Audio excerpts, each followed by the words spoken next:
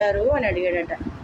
ఈ కాష్టం ఉంది కదా, ఈమె నాకు ఒక రకంగా తల్లి, ఒక రకంగా సవితి, ఒక రకంగా అత్తగారు అందంట. మర్చిపోయిందంట ఆ బ్రాహ్మణుడికి, ఇదేంటి ఇలా చెప్తుందని. మళ్ళీ ఇంకో కాష్టాన్ని, ఈ కాష్టం ఏమవుతుందమ్మా నీకు అని అడిగాడంట. అడిగితే ఒక రకంగా తండ్రి, ఒక రకంగా భర్త, ఒక రకంగా మామగారు అందంట. ఇంకా మతిపోయిందంట, అర్థం కాలేదంట.